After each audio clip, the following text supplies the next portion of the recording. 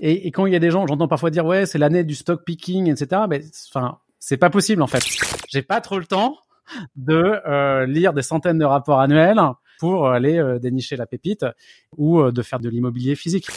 Que le marché perde 50%, ça arrivera. Je sais pas quand, et je pense que personne ne sait quand, mais ça arrivera. Moi, je pars sur cette hypothèse-là, sur un moins 50. Bienvenue sur Les Investisseurs 4.0, le podcast qui explore les stratégies et les méthodes pour développer son patrimoine immobilier quand on a 40 ans, un job à plein temps et une vie de famille trépidante. Quand on s'intéresse à la bourse, il est tentant de placer son argent au gré des informations ou connaissances dont on dispose sur les entreprises ou les fonds que l'on sélectionne en mode stock picking, comme on l'avait vu avec Marie et Guillaume de Ibu Expert sur l'épisode 125.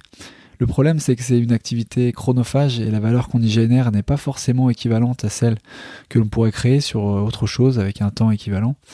Mais au-delà de ce coût d'opportunité, les études scientifiques, les données empiriques, convergent sur le fait que ce type d'approche est en moyenne moins performante qu'une gestion passive basée sur les indices et le marché. Alors pourquoi continuer à s'entêter et à gérer activement son portefeuille ? C'est le constat de notre invité du jour, Édouard Petit, qui ne jure que par la gestion passive et en a fait son cheval de bataille depuis bien avant que la gestion indicielle ne soit à la mode en France. Il a notamment écrit 2 livres techniques sur les ETF et se place comme la personne naturellement bien placée pour nous parler aujourd'hui du sujet. On démarre l'entretien dans le dur en soulevant le capot de la construction même des ETF et des différentes façons de répliquer un indice de référence.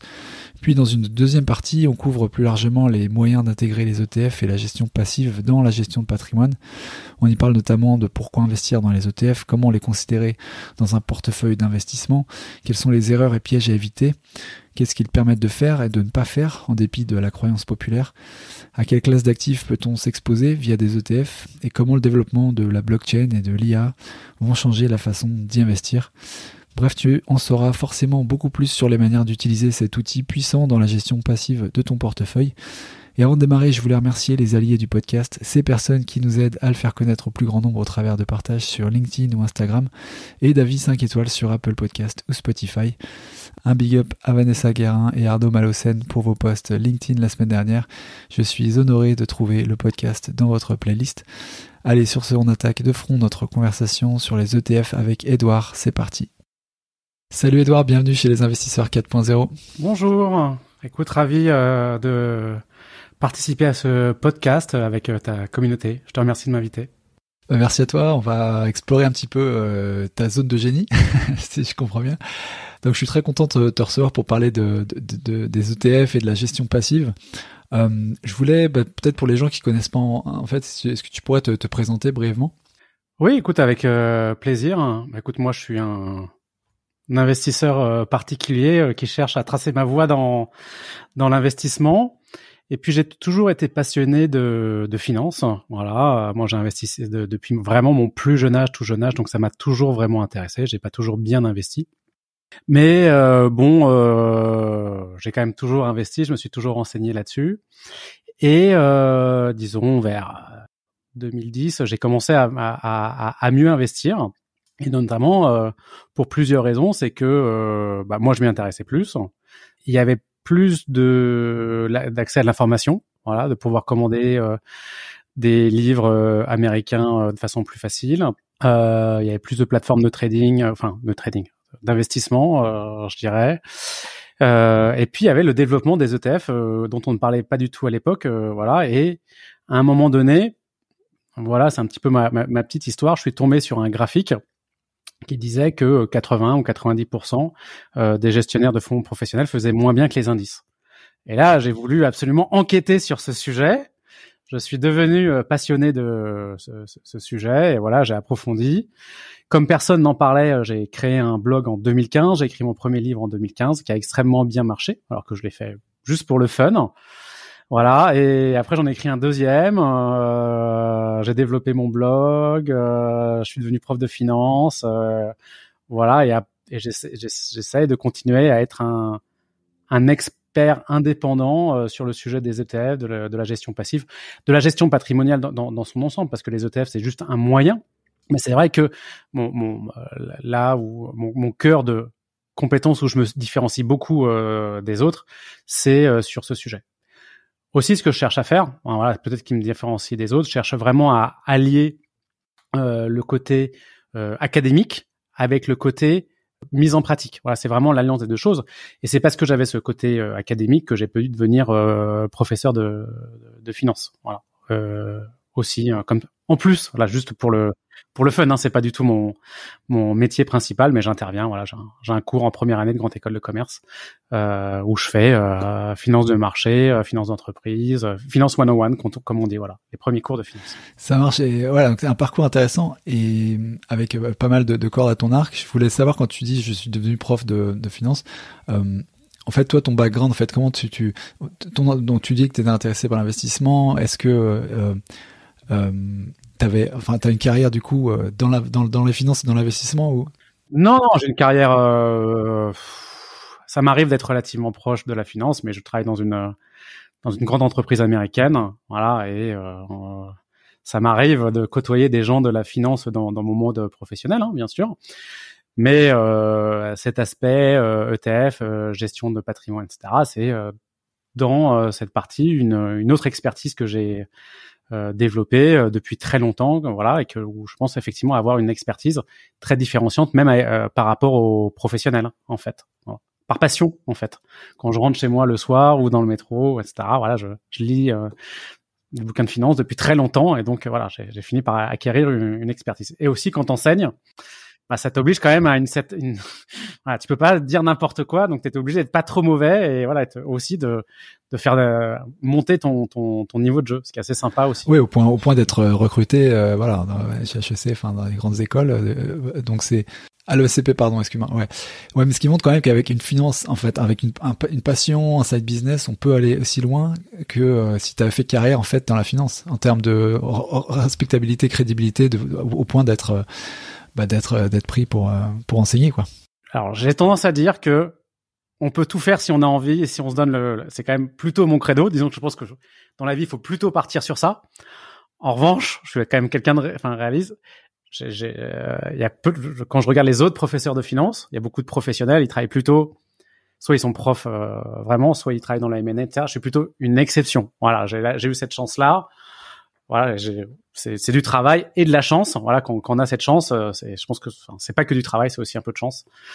Donc voilà, en bossant, on peut faire des choses, mais c'est la chance sourit aux gens qui travaillent. Si on fait rien, la chance ne nous sourit pas. Voilà. Donc mais j'ai eu la chance que certains professeurs de finance, effectivement, le CP, me donnent ma chance. Voilà, et ça se passe très bien avec les élèves, etc. Et donc je suis ravi.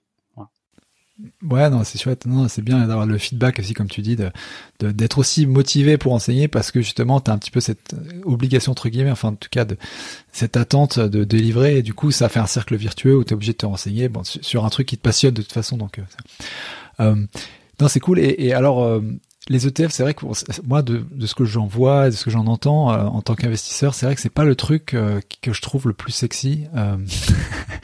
Pour tout te dire, en fait, c'est pas le premier truc. Voilà, et pourtant, voilà, je comprends qu'indéniablement, si on prend l'horizon large et les statistiques, c'est efficace. Comment est-ce que toi, donc tu t'étais intéressé par, tu disais le headline de, voilà, c'est beaucoup plus performant, ça bat la gestion active à tous les coups quasiment. Qu'est-ce que tu as fait en fait de tes découvertes et pour accompagner en fait cette question aussi, comment considérer les ETF peut-être de manière globale dans l'investissement en fait, par où l'attaquer quoi. Ouais, alors bon, moi je suis passionné de ça, donc on trouve toujours des choses sur lesquelles s'améliorer, comprendre, etc. Et encore une fois, les ETF, c'est un moyen. Donc l'objectif, c'est d'avoir une allocation d'actifs qui soit performante et qui réponde à ses propres enjeux, ses valeurs, ses projets, etc. Donc il y a beaucoup à dire de ce point de vue-là. Sauf que les ETF, c'est quand même un support très performant pour arriver à faire ça. Donc voilà, donc il y a le sujet des ETF, mais pour moi c'est le sujet du portefeuille financier passif, effectivement dans son ensemble. Parce qu'effectivement, bon, voilà, moi, c'est parce que je le fais pour moi finalement que j'apprends des choses. Donc, j'ai mon boulot, j'ai mes livres, je suis prof, CV. J'ai pas trop le temps de lire des centaines de rapports annuels pour aller dénicher la pépite et ou de faire de l'immobilier physique. Donc voilà, et c'est vrai que moi je m'adresse à des gens qui me correspondent, qui se disent tiens voilà, je vais pouvoir accorder du temps à d'autres choses, mon travail, ma famille, plein d'autres passions, du sport, etc. et pas passer des heures à choisir la meilleure entreprise ou faire encore une fois de l'immobilier physique.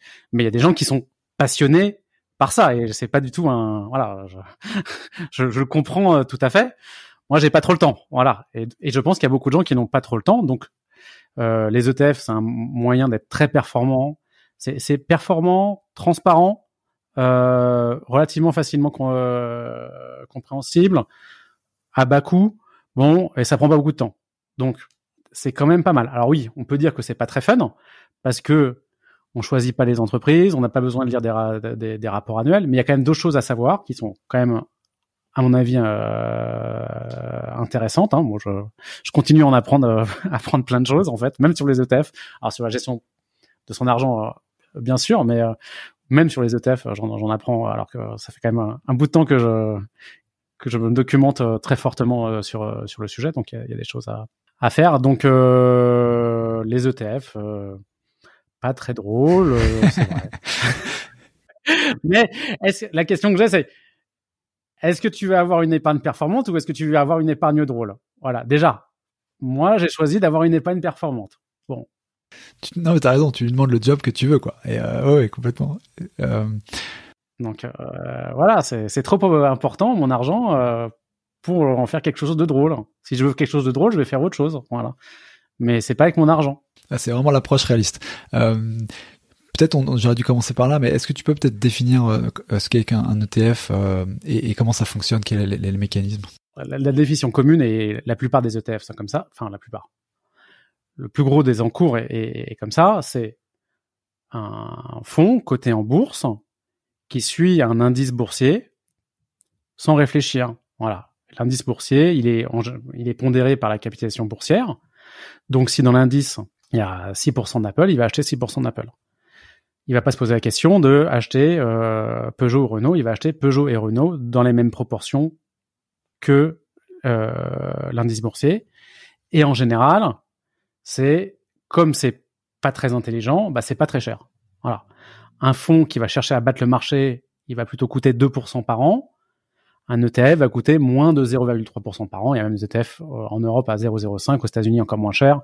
Bon, il y a vraiment des ETF pas chers. Et comme c'est pas cher, on se rapproche vraiment de l'indice. Alors que, effectivement, pour les fonds actifs, comme ils ont ce fardeau de leurs frais, ils ont du mal, bien à atteindre la valeur de l'indice, bien qu'ils cherchent à le dépasser. Donc c'est pas qu'ils travaillent mal, les fonds actifs, c'est pas du tout ça. Mais c'est vrai que quand tu as 2% de frais et que, je sais pas, la bourse, ça fait, on va dire, 8% par an brut d'inflation, 8, 10, on s'en fiche, mais 2% de ça, on voit que chaque année, ça prend beaucoup. Et c'est très difficile de rattraper ces frais. Voilà. Quasiment impossible.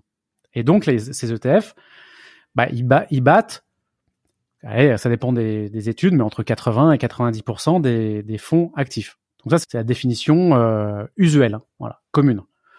Après, si officiellement un ETF, c'est juste un fonds comme n'importe quel OPCVM qui est coté en bourse. Donc en théorie, ça pourrait être un fonds avec des frais élevés, ça pourrait être un fonds actif, ça peut être plein de choses. Et aux États-Unis, il y a ce genre de choses. Et maintenant, il y a des ETF qui sont relativement compliqués à comprendre. Il y a des ETF, maintenant, je lis plusieurs fois l'intitulé pour comprendre ce que c'est. Il y a toujours les ETF S&P 500, CAC 40, etc., avec beaucoup d'encours, mais il y a de nombreux nouveaux ETF. Voilà, il y a un peu plus de 2000 ETF en Europe, pratiquement 10 000 dans le monde. Voilà, il y a un peu de tout. Et même quand on dit un indice, il y a un peu de tout, en fait. Il y a même 3 millions d'indices. Quand je me suis documenté, là, voilà. Je l'ai pas appris, je l'ai appris il y a pas si longtemps. 3 millions d'indices. Donc, il y a vraiment, de tout. Voilà. Et comme un ETF, ça suit un indice, en général, sauf les ETF actifs, on peut faire un peu sur n'importe quoi. Voilà. Tu sais d'ailleurs, petite parenthèse, les indices, qui les construit et dans quel but? Alors, bah, il y a des grands émetteurs d'indices internationaux. Un des plus connus, c'est MSCI. Okay. Il y a FTSE. Il y a aussi S&P Dow Jones Indices pour le S&P 500. Il y a les bourses aussi, par exemple Euronext qui produit le CAC 40, la bourse allemande qui a son émetteur d'indices. Voilà, il y a pas mal d'émetteurs d'indices différents. Il y a soit les locaux, soit les internationaux. Et le plus gros, c'est MSCI. Voilà. Et dans le but, c'est justement de donner un benchmark, soit des fonds passifs, soit des fonds actifs, parce que les fonds actifs, ils doivent se comparer par rapport au marché entre guillemets, et donc c'est un moyen de se comparer. Si tu as un fonds actif et tu te dis tiens, je vais investir dans les medtech taïwanaises, bah alors tu peux toujours, j'imagine, je sais pas, je connais pas la réglementation exactement, mais sur ce sujet-là, mais c'est quand même plus simple de dire bah voilà, la moyenne des medtech taïwanaises ont fait cette année 12%, mon fonds il a fait 14%, donc c'est bien. Donc il faut se comparer. Donc ça sert à ça. Donc ces émetteurs, ils vendent, c'est leur business, c'est de vendre ces indices à des fonds, à des institutions, etc. Et c'est un très très gros business, la vente de data en fait. Voilà. Parce que c'est compliqué à faire en fait, quand même, parce que il y a des boîtes, des entreprises qui fusionnent, qui ferment, etc. Donc c'est juste comme ça, on a l'impression que par exemple faire le CAC 40 c'est simple, mais c'est pas si simple à mon avis. La logique est qui régit en fait la façon dont les fonds sont construits et entretenus. Elle est propre à chaque fonds. C'est-à-dire le CAC 40, si je me trompe pas, c'est en fait les 40 plus grosses capitalisations en France, donc des entreprises. Donc ça c'est, j'imagine, assez mathématique pour l'entretenir. C'est-à-dire voilà, une entreprise qui perd complètement de la valeur, elle va. Il y a quand même un comité, mais disons. D'accord. Voilà, il y a un comité de sélection quand même malgré tout. Voilà. Donc parfois c'est mathématique, parfois c'est très mathématique. Ça dépend effectivement. Chaque indice est construit soit de façon purement quantitative, soit avec un comité. Voilà. Et parfois il y a des finesses. Je te donne un exemple. Le CAC 40, il y a quand même un comité. Et puis le S&P 500, un autre exemple. C'est vrai que c'est les 500 plus grosses entreprises, mais il y a des règles. Je les connais pas toutes par cœur, mais par exemple. De tête, il faut avoir été bénéficiaire sur quelques trimestres. Bon, voilà. C'est pour ça que Tesla, bien qu'énorme, n'a pas été dans le S&P 500 pendant un certain temps, et puis il est arrivé pas premier, mais bon, dans les premières places d'un coup.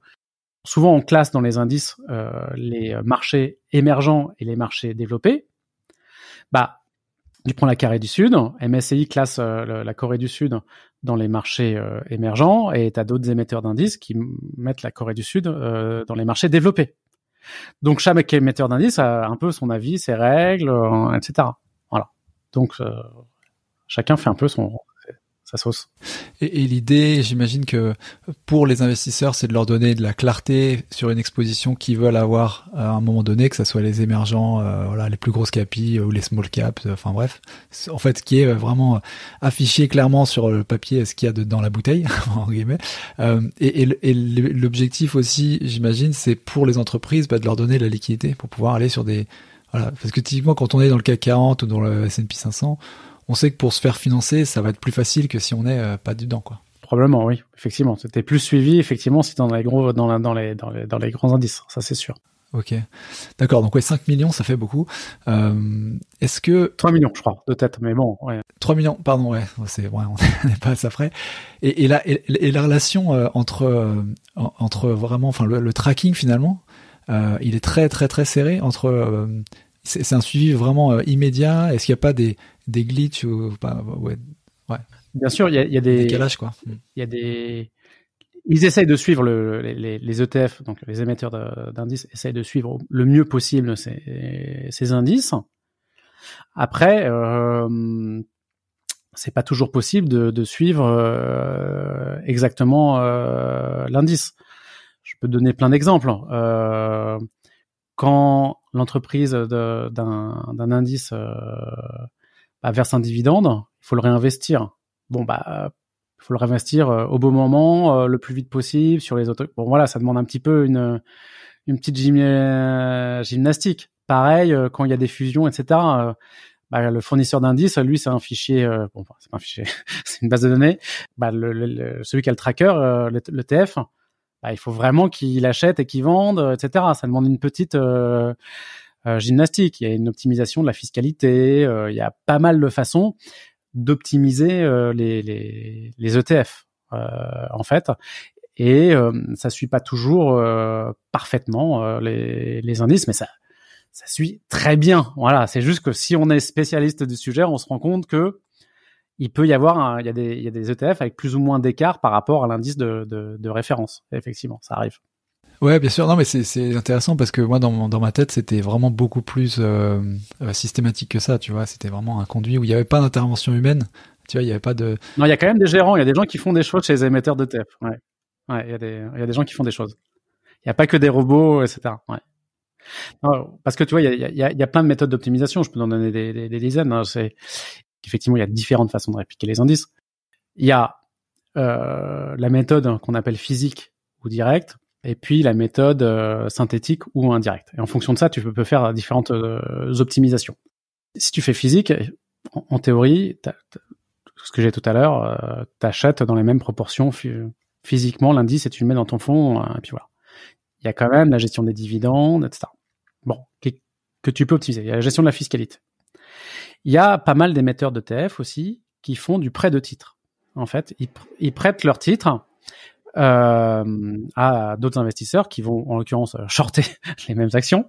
Donc ça peut paraître bizarre, mais bon, c'est comme ça. Mais ce prêt de titres, il ramène de l'argent. Voilà. Et cet argent, il est reversé, une partie en tout cas, dans le fond pour les investisseurs. Et ça donne de la performance. Faire du prêt de titre tout en étant sécurisé, ça demande un petit peu de boulot aussi. Voilà, par exemple. C'est un autre exemple. Donc, mais tous les ETF font à réplication physique font pas du prêt de titre. Quand il y a trop de lignes à suivre, par exemple, si tu suis un indice extrêmement large comme l'indice MSCI ACWI IMI, voilà, on a des beaux noms d'indices, c'est-à-dire le monde entier, y compris développé, y compris petite capitalisation, tu es censé suivre un peu plus de 8000 positions. L'ETF, il va dire, est-ce qu'il y a vraiment besoin? Donc, il va faire une sélection pour que ça soit hyper représentatif, un échantillonnage. Ça demande du boulot et de bien suivre et que ça suive super bien. Donc voilà, pour la partie physique, des exemples. Pour la partie synthétique, à réplication directe, comment ça marche en fait? Voilà, c'est un peu un trick qui peut paraître bizarre, c'est que dans l'ETF, tu as des positions en réplication directe, mais qu'as vraiment acheté le fonds. Mais tu as aussi une petite partie de produits dérivés qui va échanger la performance de ces actions qu'il détient vraiment avec la performance d'un autre indice. Donc, par exemple, tu achètes des actions françaises et tu échanges la performance contre la performance du S&P 500. Bon, voilà, c'est de la technique financière. Ça s'appelle un swap de performance. C'est très connu dans la finance et ça permet plein de choses. Notamment, comme c'est un swap, tu suis beaucoup mieux l'indice que physiquement. Là, tu suis vraiment très bien l'indice. Et pourquoi tu suivrais mieux l'indice si tu swap? Parce qu'en fait, la personne qui te vend l'échange de performance, il te vend un truc précis, là, pour le coup. Tu vois, c'est lui qui prend à sa charge les variations, en fait. Voilà. Donc en fait, il échange avec une banque d'affaires, une banque d'investissement. Parce que quand tu t'exposes par exemple aux actions françaises et que ça swap avec des actions US, ouais. Toi tu voulais t'exposer aux actions françaises, donc pourquoi t'as besoin de la performance? Non, c'est juste que c'était pratique pour toi de le faire en tant qu'émetteur d'ETF. Voilà. Et il y a plein de raisons pour lesquelles c'était pratique. C'est historique aussi, parce que parfois c'est des marchés qui sont difficiles à atteindre et parfois les banques d'investissement sont plus puissantes que les émetteurs d'ETF et ont une plateforme internationale plus robuste. Donc ils disent tiens, est-ce que tu peux bosser pour moi? Bon, je te le fais en très simplifié, mais en tout cas ils trouvent un deal, voilà, entre les banques d'investissement et les émetteurs d'ETF. Et parfois pour des raisons fiscales, c'est plus performant aussi. Donc, il y a pas mal de raisons de choisir des ETF synthétiques. Et aussi, ça permet de mettre des ETF qui répliquent des indices hors Europe dans le PEA, ce qui est assez génial. Ça, il faut que tu négocies, il faut que tu construises ton produit dérivé, que tu le négocies, potentiellement que tu le négocies avec plusieurs banques en même temps, que tu décides de le faire. Est-ce que tu veux que ton swap il dure 1 jour, 3 jours, 10 jours? Tu peux dire tiens, est-ce que je découpe mon swap par zone géographique? Tu peux faire plein de trucs. Voilà. Donc il faut quand même un peu réfléchir. Voilà. Donc tu as des possibilités d'optimisation aussi. Mais t'as quand même t'as beaucoup moins de différence entre 2 ETF qui suivent le même indice qu'entre 2 fonds actifs qui vont essayer de battre le même indice. Voilà, c'est l'écart. Il y en a là, finalement, on est parti sur un truc, mais qui de mon point de vue, en fait, là, on parle pour expliquer, mais de mon point de vue, c'est vraiment pas le plus important quand on investit en ETF. Voilà, c'est un ETF S&P 500, il y a pas beaucoup, il y a pas vraiment moyen de se planter. Voilà, c'est ok, il peut y avoir des plus ou moins bons où on va préférer une réplication physique pour différentes raisons ou une réplication synthétique, mais ça va pas changer la face du monde. Ce qui va changer la face du monde, c'est est-ce que quand la bourse va faire moins 50% ou moins 80%, et ça arrivera, est-ce que vous allez liquider à moins 50%? C'est ça qui va avoir un impact sur votre portefeuille. Hein, voilà. Et je disais tout à l'heure que les ETF, c'était juste un moyen, etc. Il y a beaucoup de choses à travailler, dont sa psychologie. Voilà, les biais cognitifs, etc. Voilà. Ça, c'est hyper important. Et franchement, moi, pourtant, je suis spécialiste de ce sujet-là. Mais c'est plus important que de choisir le meilleur ETF. Même si c'est sympa d'avoir le meilleur ETF, je dis pas. Ouais, bien sûr, je comprends. En gros, on pinaille un petit peu là parce qu'on est dans le dur, dans le technique, mais quand t'investis, voilà, ça mange pas énormément, ça fait pas une grosse différence, quoi.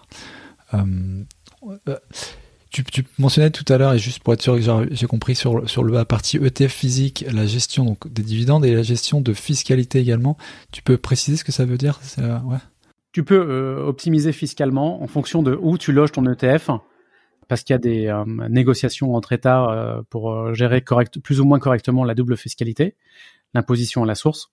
Voilà, et c'est différent pour les ETF physiques et c'est différent pour les ETF à réplication indirecte / synthétique. Donc t'es pas censé les mettre aux mêmes endroits. C'est bon, voilà. Et donc on voit d'ailleurs, par exemple, si vous vous intéressez aux ETF, vous voyez des ETF français qui passent de la France au Luxembourg, en Irlande, machin, etc. Voilà. D'accord. Ok, je comprends. Ok.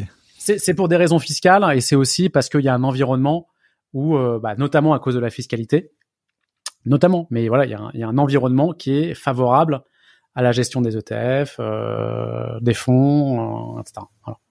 C'est pas que pour la fiscalité, mais ça joue. Voilà. Tel que tu me le dis là depuis le début de la conversation, j'ai l'impression que c'est une énorme cuisine, ce truc. Je m'attendais à un truc, tu vois, à l'allemande, tu vois, en mode, il y a pas à réfléchir, on met les œillères et tout, mais en fait, il y a de la discrétion de folie. Hein. Ouais. Le grand public qui investit en ETF, c'est pas les choses principales qu'il a à savoir. C'est que voilà, là, c'est sympa de parler de boulons, etc. Mais franchement, c'est pas le principal. Le principal, c'est que ça suit quand un indice. Pondéré en fonction de pondéré en fonction de la capitalisation boursière. Donc ça suit le marché pour pas cher. Donc on a de grandes chances on va suivre le marché. Et donc on va faire mieux que 90% des gens qui essaient de battre le marché parce que quand on essaie de battre le marché, finalement on investit au mauvais moment, c'est compliqué. Et le marché, c'est le résultat de l'intelligence collective en fait. Donc battre tout seul le résultat de l'intelligence collective, c'est extrêmement difficile. Ce que j'ai l'habitude de dire, c'est que si on achète un gérant, on va acheter pour 2% par an l'intelligence d'une personne. Si on achète un ETF, on va acheter pour 0,1 ou 0,2% par an l'intelligence de tous les gérants à la fois, puisque le marché, c'est la synthèse de tous les gérants. Voilà. Et ça n'a pas du tout été remis en cause, justement, cette suprématie, enfin cette supériorité de la gestion passive ETF sur la gestion active au travers des derniers cycles de soubresauts qu'on a vus, le Covid, etc., en termes de résilience, etc. Ça a toujours, ça continue de battre systématiquement la gestion active. Ouais. Ouais. Plus ou moins, ça dépend. Si on regarde sur 1 an, il y a plus ou moins. Mais dès qu'on regarde sur 3, 4, 5 ans, ça, en fait, c'est mathématique. Il y a pas à se dire tiens, est-ce que la gestion active va revenir dans la course, etc. La gestion active, elle fait en moyenne les indices moins les frais. Les ETF aussi, ils font en moyenne les indices moins les frais. Enfin, c'est pareil. Sauf que les ETF, ils ont des frais de 0,2 et les autres de 2. Et donc, rattraper 2, c'est juste mission impossible. Voilà, donc ça peut pas marcher. Donc et quand il y a des gens, j'entends parfois dire ouais, c'est l'année du spot stock picking, etc. Mais enfin, c'est juste, c'est pas possible en fait, parce que la moyenne du stock picking fait les indices. Donc le stock picking, voilà, ça n'extrait pas en moyenne de valeur. Si ce n'est que bon, ils font une bonne allocation du capital, ils sont très utiles. Hein. Voilà, les gérants, les gestionnaires actifs et les investisseurs actifs. Hein, je dis pas. Donc voilà. Ouais, disons que ouais, on peut quand même faire des cours en gestion active et battre, voilà, si on a un peu de chance, enfin pas de la chance, mais dans certaines configurations la gestion voilà passive, mais dans la moyenne, et encore une fois on reste sur la moyenne, sur le systématique, sur le passif quoi, hein, et ben ouais, on a mieux fait de jouer là-dessus quoi. C'est très rare, et quand ça arrive, c'est difficile de savoir si c'est par chance ou par compétence. Voilà. Donc, et il y a beaucoup de gens qui choisissent un gérant, une gestion, je vais dire, en regardant les performances passées. Voilà, le gérant, il a surperformé l'indice pendant 3, 4, 5 ans. Parce que parfois on me dit, ah ouais, ben regarde, celui-là, il a surperformé pendant 5 ans. Mais rien, c'est pas parce qu'il a surperformé. C'est facile de trouver les gérants qui ont surperformé pendant 5 ans. Les gérants qui vont surperformer pendant 5 ans, bah, c'est plus difficile déjà. C'est quasiment impossible, même en fait. Voilà. Mais tu mets le doigt aussi sur un truc important, je pense, peut-être dans l'approche quand tu investis dans les ETF, c'est l'horizon du coup de placement. C'est pas un truc que tu mets pour un an ou voilà, j'imagine que c'est du long terme quoi. Bah non, mais il y a des gens qui font du trading sur ETF. Enfin voilà, c'est juste. Encore une fois, l'ETF, ça peut servir à plein de choses. C'est moi, dans ma conception de gestion passive, ETF, de tout ça, effectivement, c'est sur le long terme. Après, il y a des gens qui utilisent sur le court terme des ETF à effet de levier. Il y a tout dans les ETF, encore une fois. Moi, c'est pas ma vision des choses. Mais je pense pas que ce soit les bonnes pratiques d'investissement. Voilà. Ouais, effet de levier, donc d'accord, hein, ils font des, d'accord. Ils font des avec des dérivatifs, c'est ça. Ils augmentent leur position sur un indice, quoi, finalement. Ça. Exactement. Il y a plein de choses qui sont possibles avec les ETF, en théorie. Et c'est un des ETF les plus utilisés. Hein. Donc, d'ailleurs, soit dit en passant, il y a les mêmes volatilités, on est d'accord. Si on est sur on peut être sur des ETF qui ont des fortes volatilités, on peut faire moins 50, moins 60%, même si on est sur un ETF, parce qu'on parle de diversification, pondération, etc. Mais si c'est un ETF qui est construit sur des valeurs très très cycliques, on peut se prendre des sauces aussi, quoi, non? Ah bah oui, ouais, tout à fait. Mais même, ce que je disais tout à l'heure, même le marché, moi je considère que le marché le plus diversifié possible, ce qu'on appelle le marché, bah il peut perdre 50%. Voilà. Ça, voilà, que le marché perde 50%, ça arrivera. Je sais pas quand, et je pense que personne ne sait quand, mais ça arrivera. Moi je pars sur cette hypothèse-là, sur un moins 50. Alors, on peut dire moins 40, moins 60, encore une fois, on peut discuter, mais voilà, on peut simplifier la vie, on part sur un moins 50. Voilà.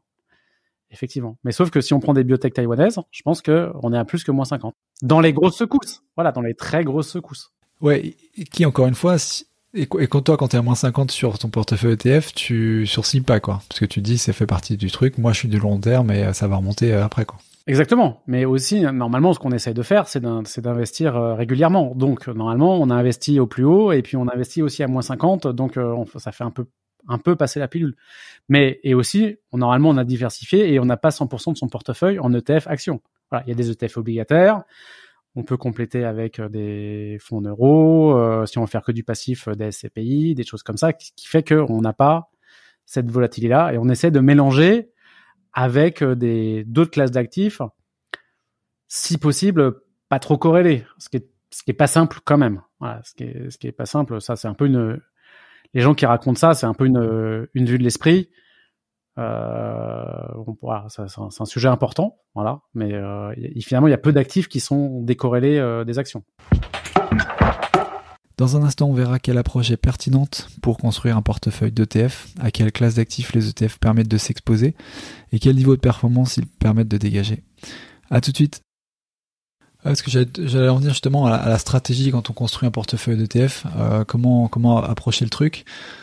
Est-ce que pour toi il y a il y a un nombre minimum et peut-être un nombre maximum de positions d'ETF au-delà duquel ou en deçà duquel c'est pas cohérent et on va pas obtenir le meilleure performance.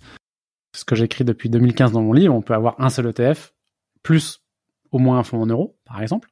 Donc voilà, donc un ETF monde typiquement qui va suivre le monde développé en entier. Donc c'est un peu plus de 1500 entreprises, un peu plus d'une vingtaine de pays développés. Bah, déjà c'est quand même super diversifié. Plus un fonds en euros en fonction de sa capacité à encaisser le risque. Voilà. Si on a la moitié de parce que si on est à 100%, il faut qu'on puisse encaisser moins 50%. Si on a la moitié, on peut encaisser moins 25%. Donc il faut un peu réfléchir à ça. Il faut réfléchir à plein de choses, l'horizon de temps, est-ce qu'on a vraiment besoin de faire ça, voilà, c'est le sujet. Finalement, moi je trouve que le sujet le plus compliqué, c'est quel pourcentage entre les actifs risqués et les actifs pas risqués. Voilà. Parce que d'un côté, tu vas avoir des actifs risqués, en tout cas sur le court terme, comme les actions, et de l'autre côté, tu vas avoir des actifs peu risqués sur le court terme, qui vont avoir une plus faible volatilité, mais qui vont avoir une performance faible. C'est la base de la finance. Voilà. Bah, comment est-ce qu'on équilibre les deux? C'est le sujet et c'est difficile de savoir à l'avance si on est capable d'encaisser une baisse de 50, 40, 30. Voilà. En théorie, on sait pas trop. Voilà. Ah bah moi, je suis averse au risque, je peux faire moins 50. Et puis le jour où on arrive devant, c'est une autre affaire. Donc, et c'est pour ça que je pense qu'il faut y aller progressivement. C'est une des raisons, c'est qu'on apprend à prendre à son risque. Hein. Je me suis pris à moins 20, comment j'ai réagi, tiens. Voilà. Et je trouve que, en général, c'est un peu une chance d'avoir au départ une crise. Parce que quand on a un petit capital, on se tape un moins 3, on voit ce que c'est. Quand on a déjà accumulé pendant 20 ou 30 ans, on se fait un moins 50. Bon, le truc, c'est qu'on a accumulé au fur et à mesure, donc on a déjà beaucoup de plus-value. Mais bon, voilà, faut voir. En tout cas, ça se travaille. Il faut travailler sa psychologie. Bien étudier la littérature financière, l'historique de la finance pour bien comprendre les classes d'actifs, en combien de temps ça fait pour remonter, voilà, est-ce que ça baisse vite, voilà, comment fonctionnent les actions, les obligations, l'immobilier. Voilà, il faut bien comprendre ça. Et ça, encore une fois, comprendre tout ça, c'est plus important que de choisir le meilleur ETF. Même si c'est cool de choisir le meilleur ETF. J'adore choisir le meilleur ETF. Mais j'adore aussi la simplicité. Là, on est parti un peu vite, effectivement, dans la complexité. Donc, il y a cet équilibre à trouver. Moi, je pense que c'est les actions qui tirent la performance. En plus, quand on investit en ETF actions, encore une fois, c'est simple, relativement simple si on veut pas rentrer dans trop de détails et performant et ça prend pas de temps. Donc, c'est quand même assez cool de ce point de vue-là. Après, on peut mettre de l'immobilier, des SCPI. Il n'y a pas de pourcentage optimal de dire combien de pourcents de SCPI. Ça c'est voilà. C'est un peu une question là pour le coup de feeling. Voilà. Surtout que la SCPI, bon, ça existe surtout en France, donc on n'a pas trop de comparaison internationale. Pareil pour les fonds euros. Est-ce qu'il y a des, tu sais, évidemment de pondérer les ETF avec, de pondérer pour minimiser le risque avec des actions plus ou moins risquées, essayer de trouver le bon mix.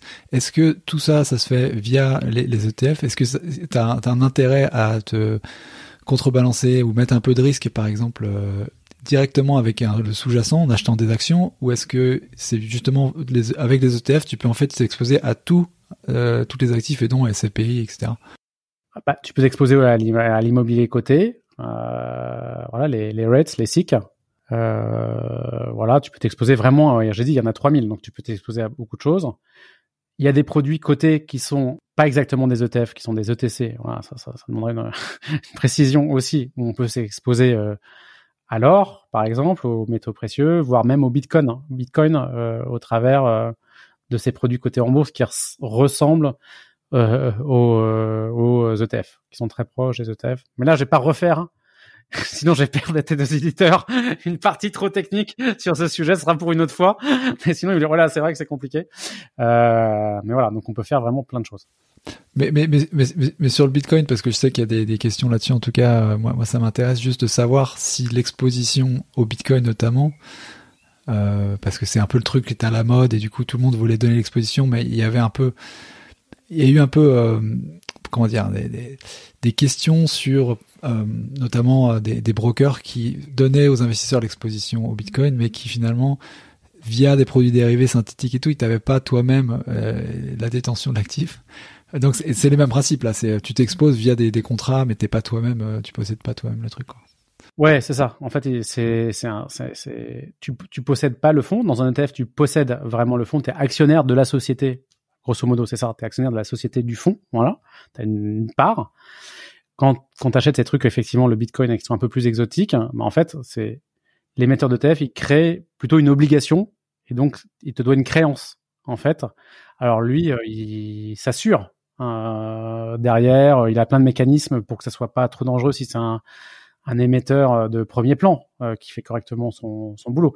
Mais c'est quand même pas exactement la même chose. Voilà, c'est quand même pas exactement la même chose. Mais voilà, on peut faire tout ça. On peut faire vraiment plein de choses. De ce que tu me disais en termes d'approche pratico-pratique pour investir dessus, enfin le DCA, donc dollar cost average, c'est le truc le plus raisonnable à faire, non, avec les ETF? Ouais, c'est raisonnable à plusieurs titres en fait. C'est que déjà c'est pratique parce que y a quand même beaucoup de gens qui reçoivent une somme d'argent à la fin du mois. Donc l'investir à la fin du mois en même temps, il y a pas beaucoup c'est plutôt le truc normal, usuel. Avoir une énorme somme d'argent à investir d'un coup, c'est pas trop le truc usuel. Donc déjà, il y a des gens qui se disent mais DCA pas déjà c'est le truc normal le DCA en fait. C'est pas tu reçois une somme d'argent, tu le mets quelque part. Voilà. Bon, déjà voilà, c'est important à dire. Après on peut effectivement, il y a des gens qui justement qui vont pas faire ça, qui vont stocker leur argent en attendant le meilleur moment. Et donc, ils vont s'accumuler, ne pas l'investir, le mettre sur un livret A et dire, attendez, ça s'appelle le market timing, essayer d'investir au meilleur moment. Ça marche pas très bien. Donc, voilà, le plus simple, c'est d'investir tout le temps. On sait jamais si ça va monter, si ça va baisser, etc. Et ben, on investit tout le temps. Et en plus, c'est simple pour l'esprit. Voilà. Moi, ce que j'ai l'habitude de dire, c'est que la diversification, elle est géographique, sur les actions, et puis, dans le temps aussi. Donc, moi, dans la méthode que je promeus, c'est on achète tout le temps pour pas cher. c'est simple. Et je dis que c'est ma méthode là, mais c'est la méthode officielle scientifique par les prix Nobel, mais qui n'est pas connue du grand public et qui n'est pas nécessairement relayée par tous les acteurs financiers. Mais moi, ce que je fais, c'est juste mettre à la disposition du grand public ce que dit la science adapté à l'univers français. Voilà. Parce que c'est pas la même fiscalité, il y a pas les mêmes produits, etc. Mais c'est ça que je fais, en fait. Donc, ce que je viens de dire là, c'est la base ça devrait être de la base de l'investissement depuis au moins 50 ans. Et d'ailleurs, j'écrivais un tweet l'autre jour où, en fait, un des inventeurs de la gestion passive des marchés efficients, c'est Louis Bachelier, français, aux alentours de, je sais plus la date de sa thèse, mais vers 1900, quoi. Donc ça, on le sait depuis un bout de temps. Voilà. Il y a eu des prix Nobel plus récents sur le sujet, mais il y a quelques-uns, et depuis les années 60, disons. Voilà. 50, 60. Est-ce que dans l'approche aussi pour comment construire son patrimoine, son portefeuille d'ETF, est-ce que dans son approche c'est malin plutôt de définir déjà à l'avance les ETF dans lesquels on va se positionner et puis après y abonder en DCA, ou est-ce qu'à un moment donné on peut juger et sur quels critères, bon voilà, cet ETF il est pas performant, je vais faire de la rotation, tu vois, comment tu fonctionnes? Alors, bien sûr, il y a des mécanismes de rotation qui correspondent un peu à du market timing. On peut optimiser, et là, il y a des avantages et des inconvénients. Il y a quelques trucs de market timing où je suis pas complètement opposé. Pour moi, c'est plutôt le market timing systématique. Par exemple, moi, je crois pas trop à l'analyse technique de manière générale. Mais le concept de momentum, de tendance, etc., c'est pour le coup, c'est quand même bien documenté par la science. Et je pense que cet effet existe, est mal expliqué par la science, surtout par la théorie des marchés efficients, alors que moi je suis plutôt théorie des marchés efficients plutôt que, même si je crois aussi beaucoup à la psychologie, hein, et je pense que c'est aussi important. Donc il y a des choses à faire autour de ça. C'est pas impossible. Après,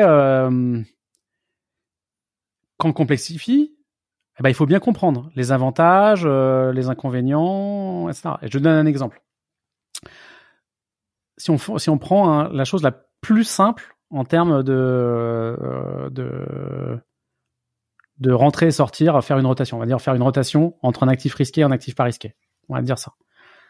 Tu dis, bah, t'investis quand il y a un bon momentum, t'investis pas quand il y a un bon momentum. Genre, l'indice a augmenté depuis 12 mois ou au-dessus de sa moyenne mobile à 12 mois. Bon, un truc comme ça, mais même simple.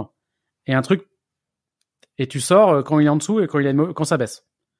Ce qui, franchement, qui est bien documenté par la science. Qui est bizarre, mais qui est bien documenté. Mais franchement, pour avoir essayé, parce que j'essaye moi-même quand même, là, je dis, voilà, justement, j'ai ce côté académique, mais j'ai aussi un côté, je fais aussi pour moi gagner de l'argent, donc j'ai envie de tester les trucs. Moi, je préférais que pouvoir entre nous, hein, je préférais surperformer le marché. J'adorerais, hein.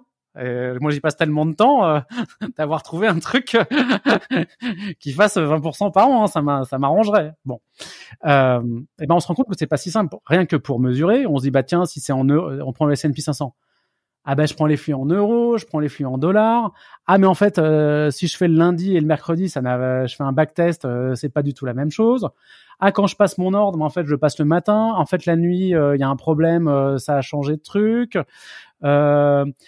Voilà, et on se rend compte dès qu'on fait un truc un peu plus compliqué que c'est pas si simple. Et puis moi, un truc dont je me suis rendu compte, c'est que pour ma psychologie, et c'est important de bien se connaître parce que ces trucs compliqués, enfin, il faut trouver quelque chose qui vous corresponde, c'est que être en dehors du marché, pour moi, c'est un stress énorme. Je ne me vois pas dire je passe en dessous de la moyenne mobile, je liquide tout. Et je vois le marché repartir et je laisse le marché repartir et je sais pas quand je reviens. Non mais je ne dormirai pas la nuit. Je dis pas que il y a des gens qui arriveraient pas à dormir, mais moi, j'ai essayé genre sur une toute petite partie de mon patrimoine, mais voir ce truc où je descends et après ça remonte et je le laisse partir, je préfère. Ça me stresse moins de perdre, mais savoir que j'ai la capacité à reprendre, que de me dire ah non je suis pas investi mais ça part sans moi. Voilà. Mais il faut se connaître. Ouais, c'est le syndrome du train qui démarre juste devant ton nez, quoi. C'est ça, dur, exactement. Ouais. Donc moi j'aime pas trop descendre du train, même voilà. Encore une fois, je le répète, et je répète souvent à mes étudiants, la psychologie. Parfois on croit que la finance c'est un truc mathématique. C'est vraiment énormément de psychologie. Même quand on fait moi, je donne des cours d'évaluation d'entreprise. Hein, bah la façon de présenter comment on évalue l'entreprise, son résultat, son fichier Excel. La story, l'histoire qu'on raconte, le narratif qu'on met derrière, bah ça change de tout au tout. Hein. Et ça, encore une fois, moi je suis juste le porte-parole d'éminents scientifiques, et c'est pas moi qui le dis, notamment Damodaran, un des plus grands spécialistes de l'évaluation d'entreprise, c'est ce qu'il dit. Il a même écrit un bouquin là-dessus, quoi. Donc voilà. Et puis donc la psychologie, c'est vraiment super important. C'est clair, c'est noté. En revanche, là où je voulais t'emmener aussi, c'est la psychologie, c'est très important, mais est-ce que avec la multiplication des produits même ETF et parfois sur certaines niches, est-ce qu'il y a des mauvais produits en ETF en fait, en gros? Est-ce qu'il y a des trucs sur lesquels voilà, ouais. Alors mauvais, mauvais, hein. Moins bon que d'autres parce que par la force des choses, c'est quand même moins cher que d'autres produits, etc. Après, comme je disais tout à l'heure, il y a 3000 ETF, on peut mettre ce qu'on veut, et il y a de la demande pour des trucs exotiques. Donc, je serais émetteur d'ETF, je ferais des trucs exotiques. Les gens veulent acheter ça. Ils vont pas se battre. On dira non, je vous vends pas. S'il y a des gens qui veulent des biotech taïwanaises, je vois pas pourquoi un émetteur d'ETF ne ferait pas des biotech taïwanaises. Je dis ça au hasard. Je connais pas du tout les biotech taïwanaises. Hein. Je fais une fixette là-dessus depuis tout à l'heure, mais donc voilà, il y a des stratégies qui sont compliquées, en tout cas dans les ETF, qui sont compliquées, qui sont pas diversifiées et qui entraînent des frais plus élevés.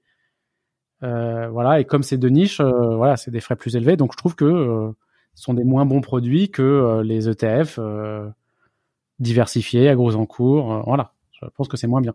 C'est quoi le rendement moyen tu peux te donner d'ailleurs sur un horizon que tu veux en fait, mais de performance qu'on peut attendre sur ce type de stratégie? Donc moi je compare par rapport à ce que fait la bourse sur le très long terme, à ce que font les indices boursiers. Par exemple, l'indice dont je parlais tout à l'heure, le MSCI World, donc les grandes et moyennes capitalisations du monde développé, 1600, 1500, alors peut-être qu'il y a 15 ans il y en avait moins en tout cas aujourd'hui il y en a 1600. Depuis 1970, ça a fait brut d'inflation entre 9 et 10% par an. Okay. Le S&P 500 a très bien fonctionné, donc il a fait plus, mais voilà, il y a des pays qui ont fait moins, et moi j'aime bien la diversification. Donc on va dire entre 9 et 10%, mais sur cette période, en euros en l'occurrence, sur cette période, il y a eu à peu près 4% d'inflation. Voilà, 4, un peu plus de 4%, etc. Si on regarde les bourses mondiales depuis 1900, ça fait un peu de temps, net d'inflation, on a un peu plus de 5%. Voilà, par an, ce qui est net les gens maintenant bon, quand j'ai commencé en 2015, finalement, les gens ne comprenaient pas quand je parlais d'inflation, ça les touchait pas tellement. Bon, maintenant, là, depuis un an, j'ai un peu de la chance où ça résonne un peu plus de dire, tiens, il y a une différence avec inflation ou pas inflation. Mais jusqu'à il y a 2-3 ans, ce que je racontais là, ça tombait un peu. Je dis bon, pourquoi pas. Mais voilà, donc ça peut être quand même, voilà, 5% net d'inflation, 9, 10%. Tout à l'heure, j'ai dit 8% parce que j'aime bien. Voilà, moi mon credo c'est l'investissement plutôt sécurisé, plutôt je vends pas des grosses performances. Voilà, je vends entre guillemets l'investissement serein sur le long terme pour développer son patrimoine et pas pour être rentier dans les 6 mois qui viennent. Voilà, c'est quand même ça mon credo. Donc je ne booste pas spécialement les performances. Voilà. C'est déjà bien, ouais, complètement. Il y a des pièges que tu vois avec les intérêts composés. Ouais, avec les intérêts composés, c'est ça. Ouais, parce qu'on n'a peut-être pas encore parlé, mais il y a deux types d'ETF, il y a capitalisant et distribuant. C'est ça qui fait que tu peux réinvestir automatiquement dessus. Les capitalisants, ils réinvestissent automatiquement les dividendes. Les distribuants, ils versent des dividendes. Soit vous les dépensez comme vous voulez au casino, soit vous les réinvestissez vous-même dans un ETF ou autre chose. En fait, il n'y a pas tellement de différence. C'est que moi, je préfère le ETF capitalisant parce que sur un compte titre, si on a un ETF distribuant, comme n'importe quel dividende, on passe par la case imposition, flat tax en ce moment. Donc, c'est pas super optimal. On perd un tiers de son dividende à réinvestir. Donc, l'effet de boule de neige, il est moins fort. Donc, c'est pour ça que je préfère, de manière générale, les ETF capitalisants de façon assez certaine en phase de capitalisation. Et pour ma part, même si ça se discute un peu plus, même en phase de consommation. D'accord, ok. Je pense qu'en même en phase de consommation, les ETF capitalisants ont toute leur place. Ok. Est-ce qu'il y a des risques qu'on a peut-être oubliés qui pendonnaient des investisseurs quand ils pensent à investir en ETF? Il y a des risques, c'est de pas comprendre l'indice dans lequel on investit. Voilà, c'est quand même ça c'est voilà, ça suit un indice donc il faut le comprendre. Ça c'est quand même important de bien comprendre. Il y a des gens qui sont sur des indices qui sont trop concentrés. Voilà. Par exemple, sans aller jusqu'au biotech taïwanaise, le CAC 40, voilà, les gens qui sont à majorité au CAC 40, moi je trouve ça dommage. Voilà, ou même Eurostock 50, je trouve que c'est pas très diversifié comme indice, l'Eurostock 50, voilà, donc je préfère diversifier internationalement. Donc ça c'est un premier point, c'est un premier danger. Moi je retrouve aussi mal diversifié à l'inverse et de faire all-in sur le Nasdaq par exemple. Je trouve que c'est pas parce que ça a super bien performé ces dernières années que c'est une super idée, voilà. Je suis plutôt pour la diversification dans les deux sens, voilà. Donc pas assez diversifié. Et l'autre risque, c'est d'accumuler les ETF. Voilà, un peu de collecter les ETF. D'en avoir trop, quoi. Ouais, il y en a qui ont plein de lignes qui cumulent, je sais pas, qui ont 20 lignes d'ETF, etc. Normalement, moi j'ai tendance à dire que on doit pouvoir faire un portefeuille avec entre 1 et 5 lignes d'ETF. Au-dessus de 5, c'est... Alors pour la partie action, si on veut rajouter les obligations, on peut rajouter un 1, 2, 3 ETF. Si on veut rajouter des trucs Bitcoin, allez, 10. Mais même 10, même en prenant les parties, tout actif confondu, je trouve ça beaucoup parce que ça veut dire qu'il y a quand même on va prendre nécessairement des grosses lignes, c'est-à-dire qu'on a des lignes à moins de 5%. Bah, franchement, des lignes à moins de 5%, si c'est un actif, quelque chose de diversifié en dessous, ça va pas vraiment avoir d'impact sur son patrimoine. Donc pourquoi s'embêter à gérer ça? Voilà. Donc ça, moi je pense qu'il n'y a pas besoin de multiplier, de collecter, alors que j'ai vu des portefeuilles à 20, 30, 40. Je trouve que c'est un peu bizarre, des choses qu'on comprend pas, ça nous amuse. On prend intelligence artificielle, on prend biotech, on prend machin. Sans savoir vraiment la valeur ajoutée que ça va avoir ça va avoir dans son portefeuille. Tu parlais de l'IA tout à l'heure. Donc ça, on peut investir sur des trucs parce que c'est un peu à la mode en ce moment. Mais est-ce que fondamentalement, dans le mécanisme même, est-ce que l'intelligence artificielle ou la blockchain a changé ou va changer selon toi la façon dont on investit dans les ETF, indépendamment du fait d'investir dans des actifs qui parient sur ce type de technologie, quoi. Je connais pas spécialement de use case qui me parlerait comme ça, qui soit facile à décrire. Il y a sûrement des choses à inventer, mais je sais pas. Sur l'IA, en fait, l'IA n'a pas d'influence sur la performance des ETF. Imaginons qu'il y ait une IA qui sorte. C'est un manager parmi d'autres, en fait. Et l'ETF, comme tu disais, c'est l'intelligence collective de tous les managers. Donc, il va prendre l'intelligence collective de l'IA. Et ça serait, il y aurait plus que 10 IA à la fin qui se battraient entre elles. Ça changerait rien. Ça serait la moyenne du marché.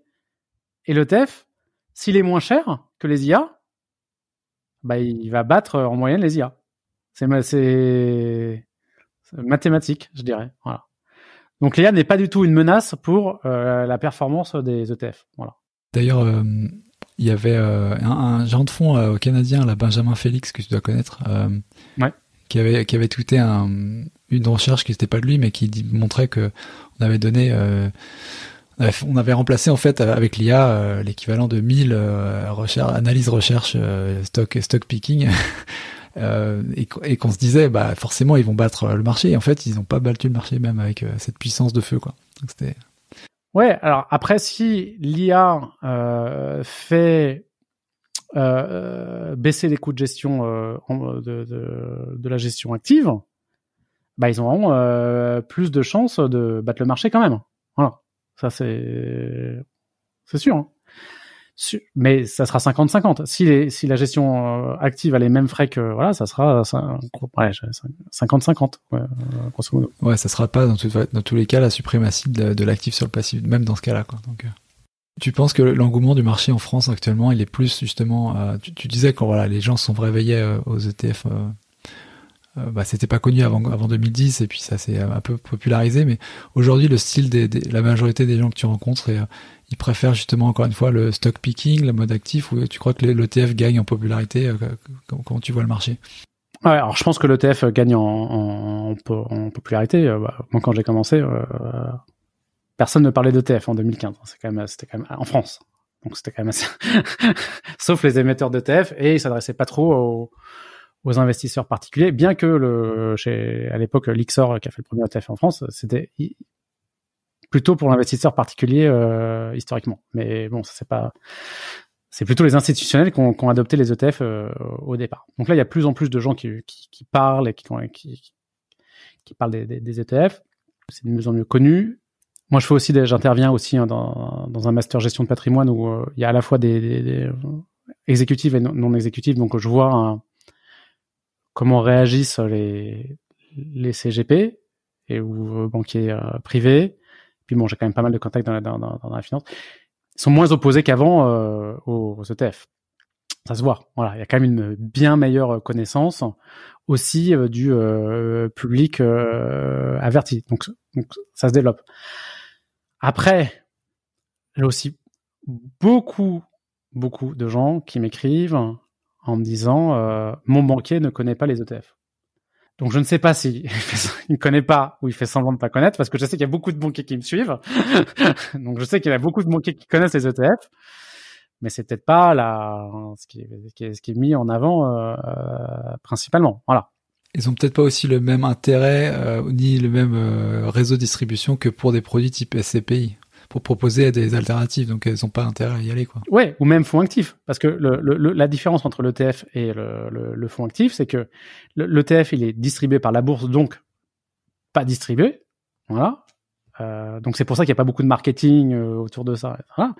Alors que le fonds, il est distribué par les banques qui touchent une commission pour le vendre, ce fonds.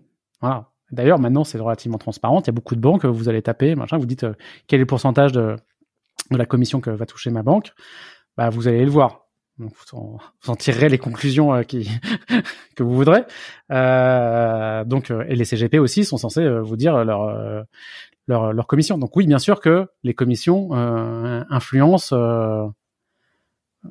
ce qu'on vend. Ouais, ça me paraît relativement clair. Après, voilà. Donc, je ne sais pas si c'est de la méconnaissance, etc. En tout cas, il y a quand même aussi une grande partie de la France qui ne connaît pas les ETF. Hein. La gestion passive en France sur les actions, c'est par rapport à la gestion active des fonds, hein, pas du stock picking des particuliers. C'est encore 2/3 de gestion active. Hein. Et 1/3 aux États-Unis, c'est plutôt 50-50. Ça a un peu dépassé les 50, voilà. Donc je pense que c'est quand même bien moins développé. En France, c'est bien moins développé qu'en Allemagne, qu'au Royaume-Uni, que même en Italie. Donc voilà, on prend et il y a beaucoup plus d'ETF disponibles, d'innovation, etc. On peut donner un exemple. Tu prends l'investissement en ETF automatisé tous les mois par des plateformes, elles viennent d'Allemagne. Voilà. Et eux, ça leur paraît normal. Et quand on leur dit, non, c'était pas possible en France, ils disent, et ça existe depuis je sais pas depuis quand, ils disent, mais où est-ce que vous vivez, quoi? Est-ce que vous avez des frigos? Voilà, donc voilà, je pense que la France est quand même bien derrière les autres pays en termes de développement des ETF ou de la gestion passive. Moi, j'ai vu dans le métro des pubs pour des émetteurs d'ETF. Voilà. C'est pas trop le cas encore en France. Enfin, j'en ai pas vu encore en France. Ouais, il y a encore un petit rattrapage à faire, quoi. Un petit peu. C'est étonnant parce qu'on pourrait dire c'est l'appétence pour l'immobilier. En France, on aime beaucoup ça, mais en Allemagne aussi, ils aiment l'immobilier et pourtant ils vont sur ça. Donc c'est difficile de savoir exactement pourquoi. C'est pas évident. Ouais. Ok, écoute, on a fait un bon petit tour là, je pense, sur le sujet. Est-ce qu'il y a des références officieuses que tu considères importantes pour en savoir plus sur le sujet? À part mon blog, mes livres, ma formation, c'est ça ce que tu veux dire? Incluant ton blog, tes livres et ta formation, bien sûr. Bon, il y a mon blog, effectivement, je pense qu'on peut avoir vraiment une base. Mon premier livre, il coûte 5 € en Kindle, 8 € il se lit en 2 heures, 8 € en papier sur Amazon. Voilà, je pense qu'on peut, il se lit en moins de 2 heures, je pense qu'on peut investir là-dedans et déjà, on a compris, je pense, pas mal de choses. Si on veut avoir des références et on est capable de lire l'anglais, là, on trouvait vraiment beaucoup de choses excellentes. Voilà, c'est sûr. Et très scientifique et parfois scientifique, mais quand même relativement lisible. Mais c'est pas adapté au contexte français. Voilà. Donc c'est dans un langage. C'est ça le problème. Ouais. C'est souvent. Enfin moi, en analysant l'ETF, je me rends compte, oui, que c'est beaucoup orienté anglo-saxon, quoi. Et dans quelle mesure, tu vois, c'est ça déforme la réalité de se sourcer ces informations là-dedans, tu vois. C'est comme pour l'immobilier d'ailleurs. Hein, mais Ouais. Alors moi je pense qu'il y a quand même moins de différence entre les marchés. Hein, voilà. Même s'il y a des produits, une fiscalité qui est différente. Et ce que je disais, c'est que quand même comprendre l'histoire de la finance, c'est quand même et la psychologie et tout ça, c'est quand même hyper important. Parce que après, on peut choisir des ETF qui permettent de suivre ça. Après, il faut comprendre la fiscalité, l'impact, etc. Mais par exemple, moi, il y a un truc que je lis. Là, je parlais des références de la performance depuis 1900 des bourses mondiales. C'est mis à jour chaque année pour tous les pays. Il y a des articles de fond, par exemple, qui expliquent qu'est-ce qui se passe sur les différents actifs quand l'inflation augmente, quand l'inflation baisse, en période de machin. Est-ce que investir dans les marchés émergents sur le plan théorique, c'est une bonne idée ou pas, avec toutes les statistiques depuis 1900, etc. Bon, voilà, moi j'adore ça et je le lis chaque année. Voilà. Moi, je pense que c'est une super lecture qui est relativement accessible quand on lit l'anglais. Relativement. Voilà, et gratuite. Tu parles de l'étude Spiva ou autre chose ou... Non, Spiva, c'est une étude qui compare la performance des fonds actifs par rapport aux indices. Une étude intéressante, mais une fois qu'on a dit que les indices surperformaient tous les fonds actifs, on a fini quoi. On va à la conclusion et c'est bon. Ouais. Moi, je la regarde à chaque fois, mais bon, ça me semble pas le truc le plus indispensable à lire, sauf peut-être les gens qui nous croient pas, voilà, ou qui vont dire je vais vérifier, mais je pense que sur ce marché-là, en fait, ça marche pas trop les ETF. Puis ils vont regarder, si ça marche. Bon, voilà. Bon. Et l'autre étude, alors, c'était laquelle, du coup? Alors, attends, c'est une étude du Crédit Suisse qui s'appelle Crédit Suisse Yearbook 2023. Crédit Suisse Global Investment Returns Yearbook. Voilà. Donc, elle sort chaque année. Il y a une synthèse qui est gratuite et une version qui coûte plusieurs centaines d'euros, qui est pas accessible en PDF, etc.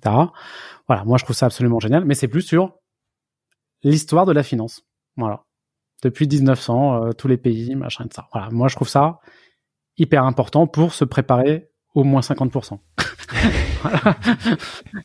Et moi, c'est mon objectif principal. Voilà. Ne pas faire une faute le jour où ça arrivera. Ouais, complètement. En fait, c'est le moment déterminant, justement, où pas se planter, quoi. Voilà. Et le travail, il se fait pas au moment où ça arrive. Finalement, c'est un travail de préparation, avant, quoi. Voilà, après, pour faire le lien avec ces choses-là, effectivement, j'ai fait ma formation qui emmène les gens vraiment de A à Z pour construire finalement son portefeuille dans la durée pour répondre à ses objectifs et ses valeurs et bien comprendre. Par exemple, bien comprendre la gestion du risque, voilà, comment choisir les ETF, certes, mais aussi comment choisir les indices, comment est-ce qu'on pondère les ETF entre eux? Quand on a une somme d'argent, quand on part de rien et qu'on a une somme d'argent à investir qui est investie en actifs pas risqués, pas en action, comment est-ce qu'on passe de j'investis pas à j'investis? En combien de temps? De quelle manière? Voilà, donc ça explique ce genre de choses.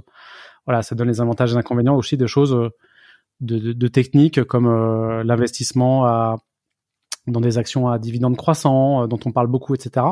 Donc, ça permet de mieux comprendre et de savoir si on veut y aller ou pas y aller. Donc, ça parle des ETF, mais ça parle surtout de techniques d'investissement, de gestion de patrimoine sous un angle voilà, très documenté, avec beaucoup de ressources. On met aussi un aspect pratique. Voilà.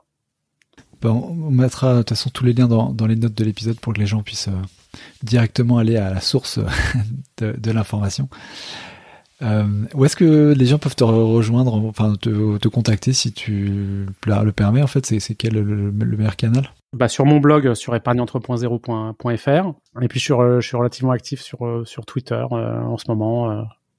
Je tente l'aventure Twitter qui marche plutôt pas mal, c'est assez sympa. Voilà, merci en tout cas du coup d'avoir pris ton temps pour venir nous expliquer ça, les ETF avec nous. J'espère que ça donnera envie à beaucoup de gens d'aller voir justement un peu plus en profondeur les informations qu'on a mentionnées, les supports qu'on a mentionnés aujourd'hui.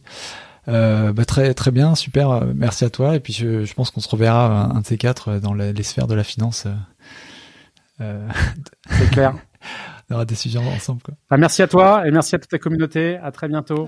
Merci encore. À bientôt. Salut Edouard. Ciao. Voilà, c'est tout pour aujourd'hui. J'espère que cet épisode t'a plu. Faites-toi un investisseur un peu mieux informé. Si c'est le cas, n'hésite pas à partager ce podcast avec ton entourage et à lui mettre une évaluation 5 étoiles sur Apple Podcasts ou Podchaser. Ça permet de le faire monter dans les classements et de me donner la motivation pour t'offrir toujours le meilleur contenu. Voilà, merci beaucoup encore pour ton soutien et une très bonne fin de semaine à toi. Ciao!